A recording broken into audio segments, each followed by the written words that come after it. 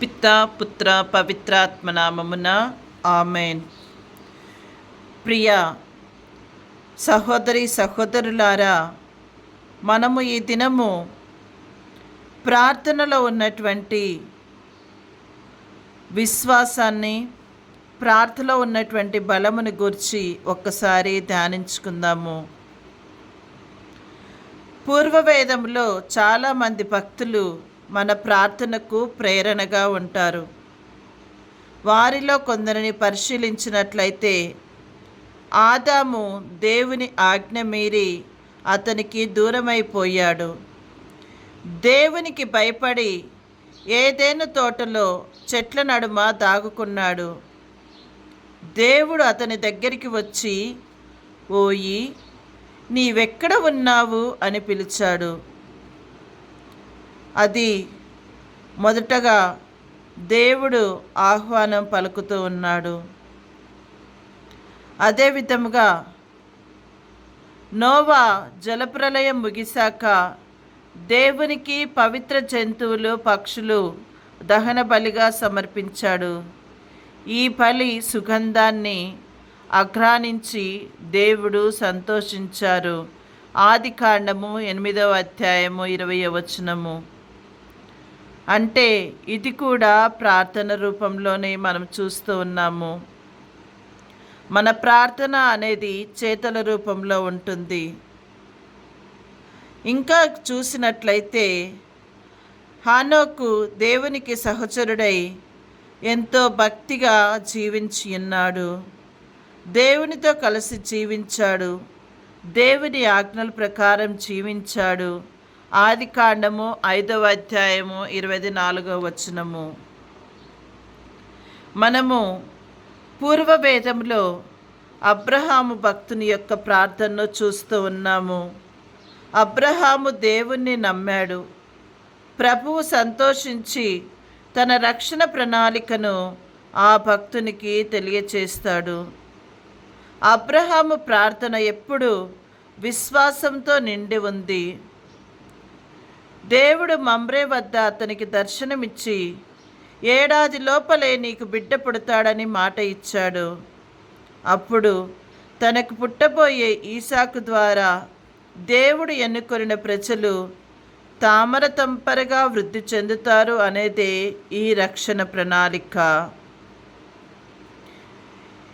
అదేవిధంగా మనము మోషే ప్రార్థనను కూడా చూస్తూ ఉన్నాము. మోషే గొప్ప దైవానుభూతి కలవాడు. ప్రార్థనలో ఆరితేరినవాడు. విశేషంగా అతడు విజ్ఞాపన ప్రార్థనకు పెట్టింది పేరు. ఇంకా చూసినట్లయితే దావీదు ప్రార్థన. ఇశ్రాయేలు ప్రజలకు ఎడారి కాలంలో దైవ మందసం ఉండేది. అది దైవ సాన్నిధ్యము కనుక ప్రజలు దాని ఎదుట ప్రార్థన చేశారు. దావీదు మహాభక్తుడు. కీర్తనలు రాసి దేవుని స్తుతించినవాడు. ప్రభువు గొర్రెలు కాచుకుంటున్న దావీదుని పిలిచి సమూవేలు ప్రవక్తచే అభిషేకం చేయించాడు. అనామకుడైన దావీదు ఇశ్రాయేలు ప్రజలకు రాజయ్యాడు. అంత మాత్రమే కాదు, ప్రభువు అతని కుమారుడైన సొలొమోనుని రాజుగా ఎన్నుకున్నాడు. అతని చేత దేవాలయం కట్టించబోతున్నాడు. దావీదే దేవునికి దేవాలయం కట్టించాలనుకుంటే ప్రభువే దావీదుకి ఓ మందిరాన్ని కట్టి పెడతాను అని చెప్పారు. అనగా అతని రాజవంశం అవిచ్ఛిన్నంగా కొనసాగుతుంది. మరియు పూర్వ నిబంధన గ్రంథంలో ఏలియా ప్రార్థనను మనం చూస్తున్నాము.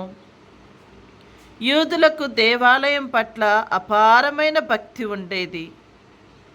వాళ్ళు పాస్కా పండుగ, గుడారాల పండుగ, పెంతెకోస్తు పండుగ జరుపుకోవటానికి ఏడాదికి 3 సార్లు దేవాలయానికి వచ్చేవారు. అక్కడ బలులు, కానుకలు సమర్పించేవాళ్ళు. ప్రతిరోజు సాయంకాలం యాజకులు ధాన్య బలి, సాంబ్రాణి పొగగా సమర్పించేవాళ్ళు. దేవుని ఎదుట సాన్నిధ్యపు రొట్టెలు పెట్టి ఉంచేవాళ్ళు. ఇంకా మనం బైబిల్ గ్రంథంలో చూసినట్లయితే కీర్తనలకారుల ప్రార్థన, పూర్వవేదంలో ప్రధాన ప్రార్థనలు కీర్తనలు. 800 ఏండ్ల పొడుగున రాయబడిన ఈ కీర్తనలు పాటలు, ప్రార్థనలు కూడా. కీర్తనల పుస్తకం మొదట యూదులకు, తరువాత క్రైస్తవులకు కూడా ప్రార్థనాగా గ్రంథమైంది. ఇక మనం ఈ విధంగా చూసినట్లయితే కీర్తనకారుడు తన యొక్క కీర్తనల ద్వారా గీతాల రూపంలో దేవుణ్ణి స్తుతిస్తూ ఉన్నారు. ఈ యొక్క కీర్తనల గ్రంథంలో విలాప గీతాలు, కృతజ్ఞతా గీతాలు, జ్ఞాన గీతాలు, విశ్వాస గీతాలు, యాంత్రిక గీతాలు అని ఎన్నో రకాల ప్రార్థనలు ఉన్నాయి. ఇవన్నీ ప్రాచీన కాలంలో జరిగిపోయిన రక్షణ ఘట్టాలను పురస్కరించుకొని రాసినవే. అయినా ఇప్పుడు మన కాలానికి కూడా వర్తిస్తాయి. కావలి వాళ్ళు వేకువజామున వేచి ఉన్న దానికంటే అధికంగా మనము ప్రభు కొరకు వేచి ఉండాలి.